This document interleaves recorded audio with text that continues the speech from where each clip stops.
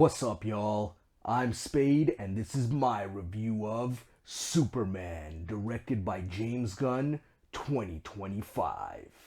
Alright, I know it's been a minute. Again, it's finally here, my Superman review. I've been a busy guy, what can I tell you? I also wanted to give this movie its fair shake. I saw it when it came out in theaters, and I was very underwhelmed and a little bit confused. I wanted to see it one more time before I gave it a proper rating. So it's out on digital now. Go watch it if you haven't already. I'm going to go into full spoilers in this video, so here's your spoiler warning. And before we start, I also want to say, thank you to everybody who checked out my new music video, Devils Around. Really means a lot. I'm a little guy, so every like, every subscribe, every comment, it really does mean a lot to me, and I remember every single one of you, so thank you. Okay, let's get into it. First, I'm going to talk about what I liked, then I'll talk about what I didn't like, and then we can talk about the future of the DCU. First things first, I really liked all the actors in this movie. David Cornsweet, Rachel Brosnahan, Nicholas Hoult, Edie Gathegi were the standouts for me. That's Superman, Lois Lane, Lex Luthor, and Mr. Terrific in that order. Cornsweet really nailed Superman's tone, just that sense of hope, a little bit of naivety, and I liked that his performance kind of leaned in a little bit to the Christopher Reeve performance. He really did a great job embodying Superman. Same thing with Rachel Brosnahan. Her and Superman on screen had great chemistry. They played the role really well, and she was believable as Lois Lane. Nicholas Hoult absolutely stole every scene he was in. This guy is charismatic as hell. He's slowly becoming one of my favorite actors. He portrayed Lex Luthor how I always saw him in my mind and how I always thought he should be portrayed in a movie. Basically evil Jeff Bezos, or I guess maybe regular Jeff Bezos. And Mr. Terrific, I know him from the comics, I know him from the Justice League cartoon. I don't really know too much about him beyond that, to be honest. And I was surprised that he was as integral to this movie as he was, and that he was given such a large role. Again, a scene stealer. When he came on screen, all eyes were on him. He was the best dressed out of everybody in the movie. And he had one of the dopest action scenes in the movie when he took on all of Luthor's guys at the camp. And I will say, before I get into the things that I didn't like, these characters weren't written perfectly, but the actors nailed it so hard that they saved the characters from the borderline bad writing of this movie. But staying on the subject of the things I liked, I really dug the action. Now, there was a lot of it, but this is a superhero movie. It's Superman. I want to see him punch things. I don't want to see him fly around and catch a plane for the 75th time. I want to see him fight a kaiju. I want to see Metallo. I want to see Metamorpho, Parasite, big villains that can actually push him to his limits. And they did that in this movie with the Engineer and with Ultraman. And they didn't do it in a shitty way. It was actually punch for punch, and it was entertaining to watch. It looked really cool. I don't think the CGI was really great and amazing. It didn't look real world, but the whole movie looked like it was pulled out of a comic book, so it all flowed together nicely. It really did feel like a Silver Age comic book come to life. And then, of course, I dug all the Easter eggs. You know, I'm a huge comic book nerd. If you watch the channel, listen to my music, or just know me, I read the comics, I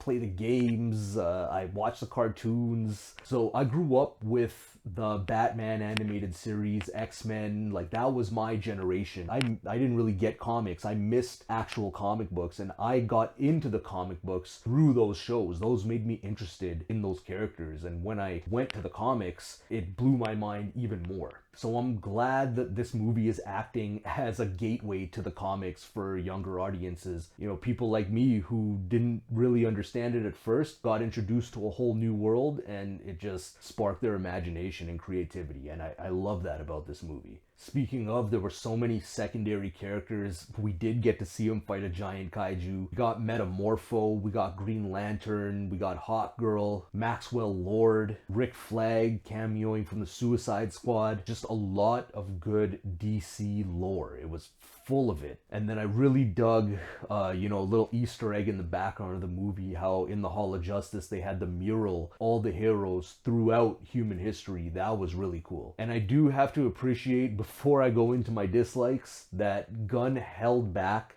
a lot on his traditional writing style, which is to throw a song in and throw humor in as much as possible. And this movie still had a lot of it, and it borderline almost ruined the movie for me. I won't lie about it, but I could tell he was holding back a lot, because there were a couple moments where the movie got to breathe. There was maybe 2 or 3 of them. And now let me get into my dislikes. So relating to that, this movie has no breathing time. Go from one scene to another scene very quickly. And an example I'll give is when he is fighting the kaiju. As soon as that scene's done, the TV screen turns on and we hear about his parents, and we're into the next scene. So there was no time to digest, okay, what just happened, before we move forward. And that just kind of keeps happening throughout the movie. I guess it's an entertainment thing. It's like TikTok brain type thing where you gotta keep people latched on, other than tell them a competent story that you can digest in your brain. While I love action, I like it better when the action has a purpose and there's weight to it and we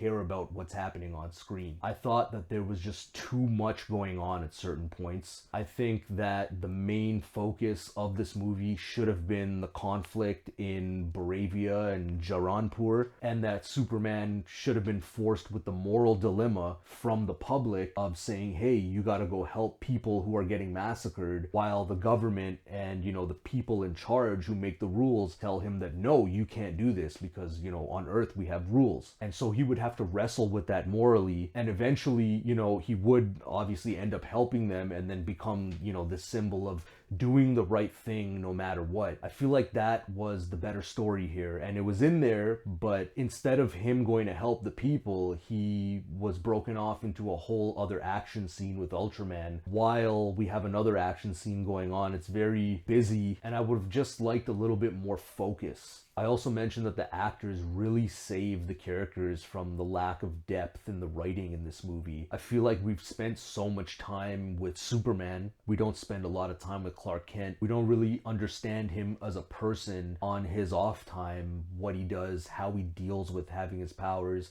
It would have been cool to, I don't know, see his morning routine, watch him like laser the mirror to shave his beard or something like that. Just a small moment to break up the movie, because it was just really fast, action-packed, and it just charged ahead and it did not stop. I guess you could say it's a good thing, but it did it to the extent where it was overloading me with stuff. And even me, as a huge fan of DC and getting all the Easter eggs and the comics and stuff, it was a lot. It was almost too much. And then again with the writing, I didn't really understand the whole 3 centuries of metahumans, because my understanding, Wonder Woman, Hercules, the Greek gods, all of those guys are technically they're metahumans. I don't know, maybe they're gods, so that's why it's 3 centuries and not 3 millennia. But you know, if you want to be a big nerd about it, 3 centuries ago is the 1700s, arguably maybe the 1600s if you want to shift it a bit. And in the mural in the Hall of Justice, there are heroes there from before that time. So that kind of confused me. I don't know what that was about. I really felt like this movie was a part 2,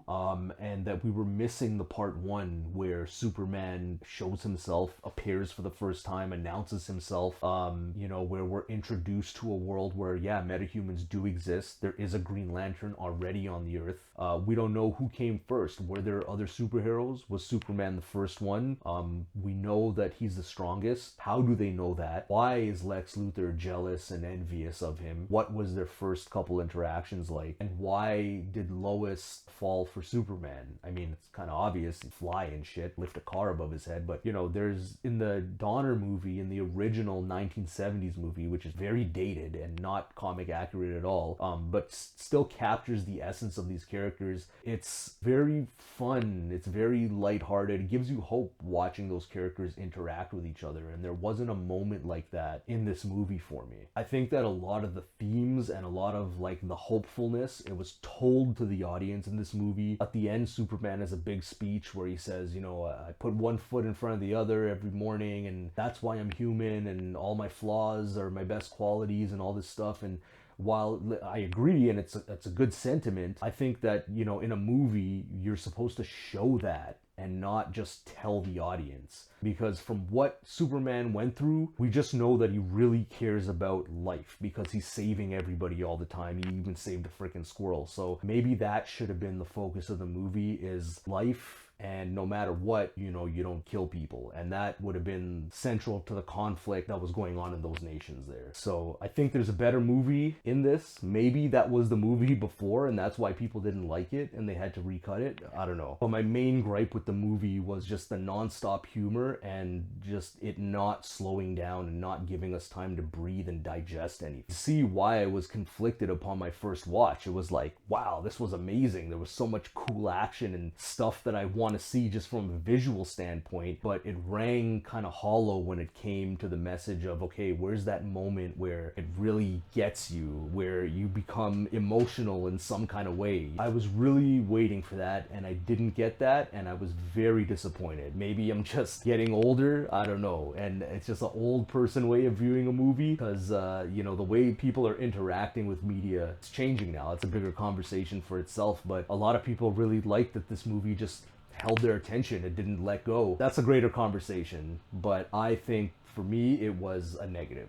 So again, great action, a lot of cool stuff happening, great actors, some pretty cool concepts and stuff introduced in this movie, you know, for the overall DC universe, but it does ring kind of hollow. The writing does suffer. There's a little bit too many jokes, and the movie doesn't take itself nearly as serious as I want it to be.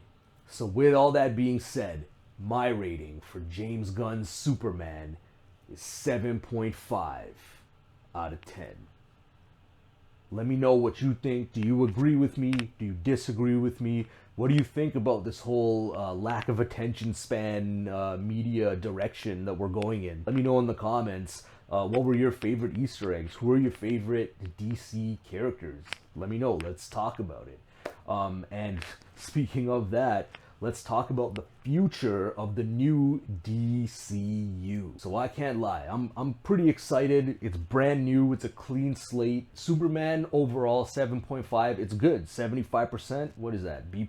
It's a good movie. It does have its drawbacks, but it was great. I think that James Gunn might be going Silver Age with his DC. If you know your comics, Golden Age is the originals from like the 30s to I think the 50s. Silver Age is the 60s, where it gets kind of wacky. Then you get the Bronze Age, which is like the 80s. That's, you know, a little bit more serious. You got the Dark Knight Rises in there, the Frank Miller Daredevil in there. So that's kind of like gate into what we have now, the modern, postmodern world, where every superhero is an anti-hero. They're brooding all the time. There's no color, and everybody is a murderer. So that being said, I am kind of glad that this is looking very Silver Agey, very hopeful. The heroes are actually heroes. They want to save people. While I mean, I appreciated the last set of DC movies for what they were, but they took themselves way too seriously. In a lot of ways, like, this movie didn't take itself serious enough. It's like, I need a middle ground where the characters aren't outright psychopaths, but at the same time, you know, there's room to make a joke here and there. You know, like, we need a Flash, we need a Green Arrow to be able to make a joke in these movies. So I'm glad there's that, and at the same time, you know, somebody died in this movie. Multiple people got killed in this movie. It wasn't afraid to actually go there. So I'm hoping that at large, this is going to be the theme, that, you know, it's going to have its jokes, but it's going to allow itself to get serious. It's going to allow for it to get dark, because DC does get dark. Really hoping that they're going to do the Justice League justice this time around, introduce the characters properly. We still have yet to see Batman. There's talks about Matt Reeves' Batman being folded into this universe as the main Batman. I don't think it works. It doesn't seem like Gotham has as fantastical stuff going on as Metropolis. Very normal in Metropolis for all that stuff to be happening. Superheroes were a known thing. Batman that came out a couple of years ago, it was very down to earth, very non-fantastical. So I'm just I really like that Batman movie. I don't think Pattinson is the perfect Batman. It was missing a lot as well. Got Batman right, and we got Batman 2 coming out with Mr. Freeze, I think. So after seeing that, maybe we'll get a better idea of how these two will fit together. If they even do it all. I don't know. It might be a rumor. Then we got Lanterns, which I'm pretty interested in seeing. That's coming out on HBO as a series. I was hoping that it would be in space. We would get some crazy visuals and see a lot of new stuff we haven't seen before. But I'm hearing it's gonna take place mainly on Earth, which is kind of disappointing. And Nathan Fillion's going to come back for his role. They asked him what he's excited about, and he said he gets to say a lot of F-bombs. Yeah, to be honest, to me, just cursing isn't that exciting.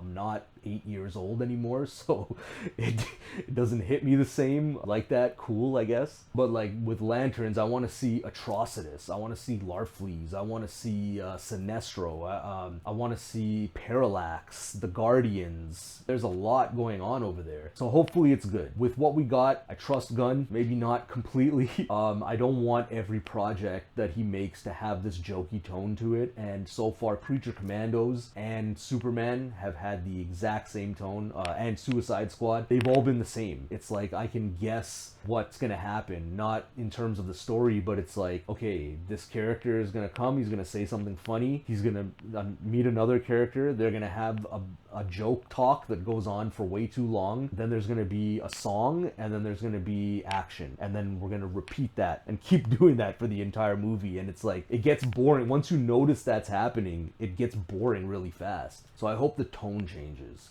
And then lastly, we're getting Supergirl, but I think that's the next thing that's coming out, and I don't know if Supergirl has a big enough fan base to carry this movie.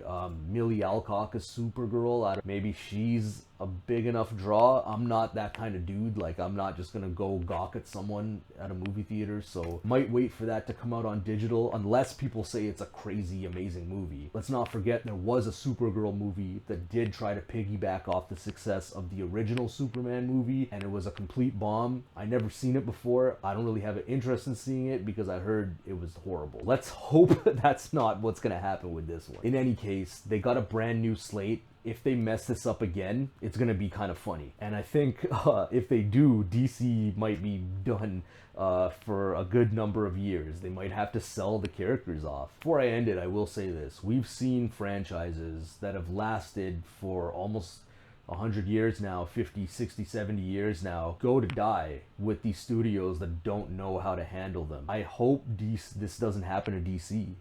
Star Wars is kind of completely lost. I personally have no interest in any new Star Wars projects. The MCU has a lot of work to do if they're going to do something right. Watch out for my Fantastic Four review, because that will come out when the movie drops on digital. Again, I'm going to watch it again and see how I feel, because I liked the movie initially, but it left me feeling kind of hollow like this did, for separate reasons though. So, I mean, let me know your thoughts. What do you think on the future of the DCU? Are you a fan of James Gunn and his TikTok brain writing? Are you not? Are you still hoping for the Snyderverse to be restored? If so, might want to get some help. And who is your favorite DC character? I don't know, I may have asked that before. Mine is Batman. I also dig John Constantine and Etrigan. So there's that. If you're still here, thank you for watching. I really appreciate it. Don't forget to like and subscribe as always. And I'll see y'all next time. Peace.